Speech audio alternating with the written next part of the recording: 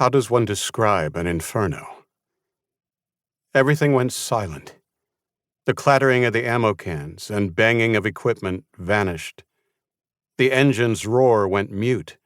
My own voice disappeared. Sound was swallowed up. Searingly bright flames engulfed what had been the dark cavity of the Humvee's interior. There was no horizon. There was no village. There were no other humans close beside me. There was only blinding, devouring fire. I had the strange sensation of sinking down into my seat, like I was strapped into a roller coaster racing up an incline. I didn't realize that the Humvee had been hurled upward by the blast. We've hit an IED. A dim, horrific realization.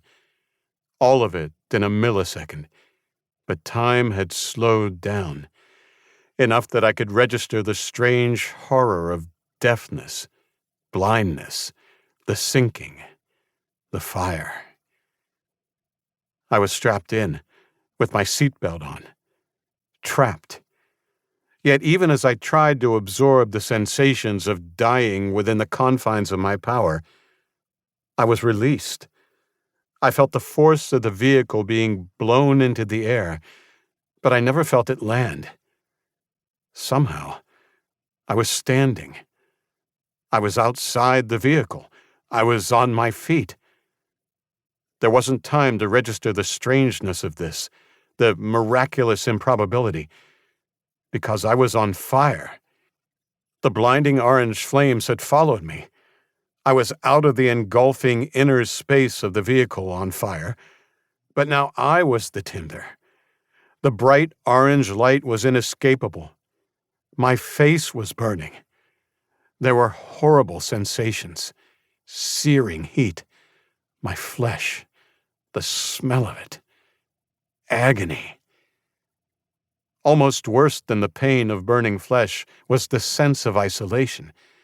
Everyone else in the vehicle must be dead. How could they survive? Any others were surely engaged in the fight. We had driven into the middle of gunfire and mortar blasts.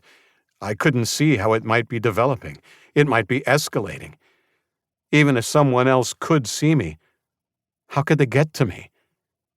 Panicked realizations hit. I am burning.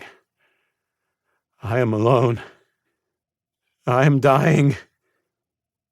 Instantaneously, and for the first time in my life, I realized with utter certainty that I had encountered a situation where I had no control over the outcome. The severity of my circumstances was overwhelming. This man-made inferno was about to kill me, and I couldn't do anything to stop it. I had zero expectation that anyone, especially myself, could save me. The only hope I could appeal to was my Creator. Surrender.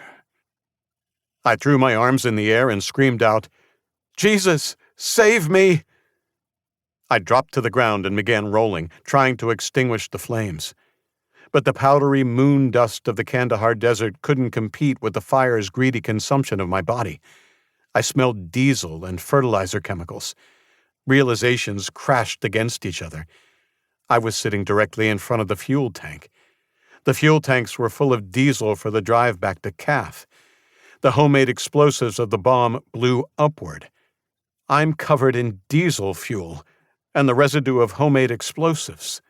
All of it burning. All of me on fire. Something pierced through my deafness.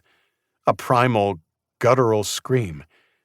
I realized with horror it had come out of me. I got up again and ran, giving into a primal urge to flee the danger. It only made the flames more intense. Desperate to see anything or to wrestle some relief, I ripped off my helmet. But that only fed the flames. They rose higher, licking my eyebrows, too intense for my eyes. I had to close them. Darkness again. I threw myself back down in the dirt, face first. The scream came again, and it was terrifying.